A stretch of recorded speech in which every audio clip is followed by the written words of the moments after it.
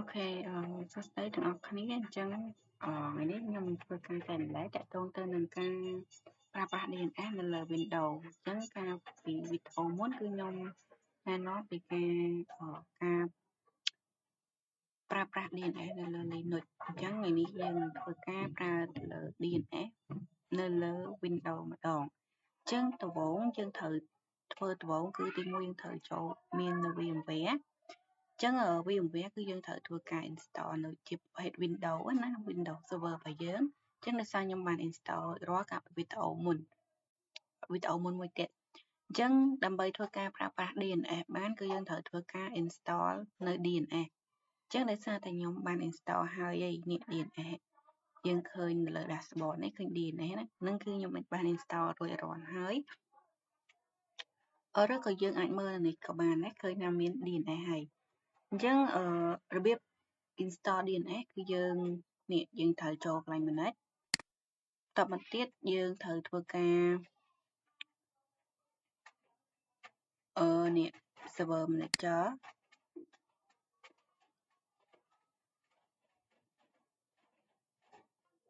អញ្ចឹងមិញខ្ញុំប្រាប់គ្នាយើងទាំងមុនយើងខុសមិនយកមកណា server manage property នេះទេគឺយើងយកជាមួយនឹង arrow and feature ជាដើម្បីធ្វើការ install នៅ DNS របស់យើងតាមតែយើងចុច next ទៀតទៅ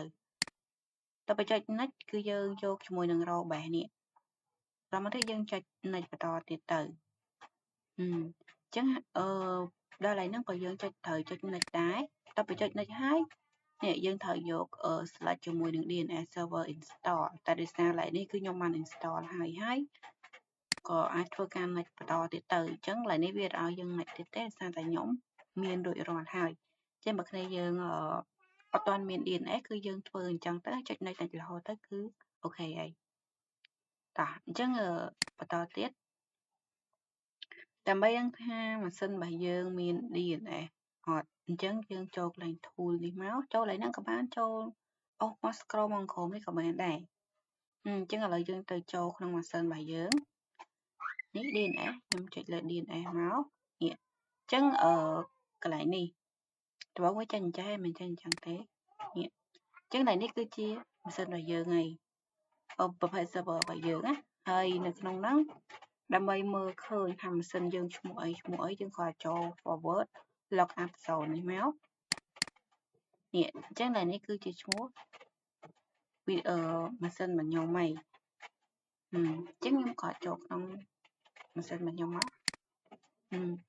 នេះអញ្ចឹងកន្លែងនេះគឺជា host អញ្ចឹង host សម្រាប់ធ្វើការម៉េច host សម្រាប់ធ្វើការអញ្ចឹងនេះគឺជា host ដែលយើងបានបង្កើតនេះអញ្ចឹងដើម្បីធ្វើការជាមួយនឹង DNS បានយើងគ្រាន់ធ្វើការ ping សាកមើលអញ្ចឹងយើងគ្រាន់តែចូល CMD វាមកតមកទៀតយើងវាយ host ហ្នឹងមកចង់ដឹងថា host ហ្នឹងវាដើរឬក៏អត់ដើរនេះអញ្ចឹងខ្ញុំដាក់ថា win ping win ដល់នេះទៅយើងសរសេរដូចគ្នាហើយខ្ញុំបញ្ជាក់មួយទៀតឈ្មោះម៉ាស៊ីនខ្ញុំហ្នឹងឈ្មោះ win.com អញ្ចឹងមកអ្នកទាំងអស់គ្នាក៏ឈ្មោះផ្សេងនឹងដែរតែនៅពេលដែលគ្នាយើងបង្កើតទេនៅពេលដែលគ្នាយើង set up ចូល285 L062នេះឃើញអត់វា reply អញ្ចឹងមានថាហោះមួយហ្នឹងគឺដើរហើយតែនេះហោះនៅក្នុងម៉ាស៊ីនទេខ្ញុំចង់បង្កើតមួយទៀតអញ្ចឹងដើម្បីបង្កើតមួយទៀតបានខ្ញុំចូលសាថ្មីខ្ញុំចូល DNS សាថ្មីហ្នឹងនេះយើងឃើញថាយើងហោះបានហើយមានថាហោះមួយហ្នឹងដើរហើយអញ្ចឹងខ្ញុំចង់បង្កើតថ្មីអញ្ចឹងយើងដាក់ថា add new ហោះមួយនេះអញ្ចឹង add new ហោះគឺយើងហាមដក clear ចឹងដោយសារឡើយនេះឧទាហរណ៍ហោះរបស់ខ្ញុំដាក់ថា A5 ដង1 2 3ហើយកន្លែងនេះ IP អញ្ចឹងជាដំបូងគឺខ្ញុំចង់ឲ្យគ្នាយើងទៅដាក់ IP ក្នុងម៉ាស៊ីនយើងសិនអញ្ចឹងឥឡូវខ្ញុំចូលក្នុងម៉ាស៊ីនខ្ញុំសិនតែឥឡូវនេះខ្ញុំមិនតាន់ដាក់ IP ទេអញ្ចឹងយើងចូលទៅក្នុង control panel មក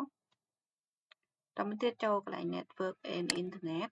ហើយយើងយកជាមួយនឹង Network and Sharing Center តមកទៀតយើងយក Change Adapter Setting យើងយក Internet មកដូចជាយកហើយកកន្លែង Wi-Fi របស់យើងណា Internet ក៏បានដែរតែខ្ញុំយកកន្លែង Wi-Fi ខ្ញុំដាក់ថា Property តមកទៀតយើងទៅហៅ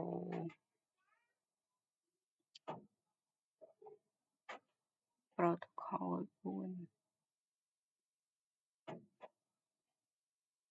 ចឹងយើងគ្រាន់តែធ្វើការហៅនេះយើងធ្វើដូចនេះ Internet Protocol version 4នេះចឹងយើង select លើនឹងហើយយើងចូលទៅលើ Property តែនេះគឺយើងអាចធ្វើការដាក់បានទេយើងគ្រាន់ select យកទៅ follow IP មកទីនេះគឺយើងអ្នកដាក់យើងដាក់ប៉ុន្មានក៏បានដែរដាក់ IP របស់យើងខ្លួនឯងណាចឹងខ្ញុំសូមដាក់592.168.100 ដាក់ខុសដល់192.168.159មកថា.140តមកទៀត subnet mask យើងគ្រាន់ select មកគឺវានឹង load ឲ្យយើងហើយ default gateway គឺដូចគ្នាdefault gateway គឺវាដូចជាមួយនឹងអញ្ចឹង default gateway យើងកំណត់ខ្លួនឯងអញ្ចឹងខ្ញុំកំណត់ថា 192.168.159.1 DNS server របស់យើងអញ្ចឹង DNS server គឺយើងយក DNS ថងហ្នឹងគឺយើងយកពីម៉ាស៊ីនរបស់យើងមកឬក៏យើងកំណត់ខ្លួនឯងក៏បានដែរមិនយកពីម៉ាស៊ីននេះកំណត់ខ្លួនឯងទៅអញ្ចឹងចំពោះ DNS server គឺខ្ញុំដាក់ថា 127.0.0.1 អញ្ចឹងឡើយហ្នឹងគឺយើងអាចដាក់បានហើយយើងចុច OK មកអញ្ចឹងកន្លែង IP address នេះគឺយើងត្រូវយក IP នឹងយកទៅដាក់នេះ 192.168.159.140 នេះខ្ញុំចុច OK មកខ្ញុំចុច close ឥឡូវយើងចូលម៉ាស៊ីនរបស់យើងកន្លែង IP គឺយើងយក IP មិញដែលយើងដាក់គឺ 192.168.159.140 បន្ទាប់ពីយើងដាក់ IP យើងហើយយើងគ្រាន់ tick ទៅលើ create associate pointer នេះមកហើយយើង add ហោះមកអូខេតទៅទៀតយើងចុចទៅលើដានមកកន្លែង name នេះយើងមិនដាក់ទេយើងដានមកអញ្ចឹងឥឡូវយើងចង់ដឹងថាវាដើរអត់ណានេះ DNS ហោះហ្នឹងមានដើរអត់កាយយើងបង្កើននៅលើ DNS sorry គ្នាយើងបង្កើននៅលើ Linux គឺយើងគ្រាន់ configuration អីចឹងទៅអញ្ចឹងនៅលើ Windows គឺយើងមានតែប៉ុណ្្នឹងទេហើយយើងអាចតេស្តមើលទៅយើងវាយ CMD មកហើយ ping មើលនឹង ping ហោះហ្នឹងមកអញ្ចឹងឥឡូវខ្ញុំដាក់ ping មក ping ហោះរបស់យើងគឺ A5 ដង A5 ដង 1 2 3 enter មក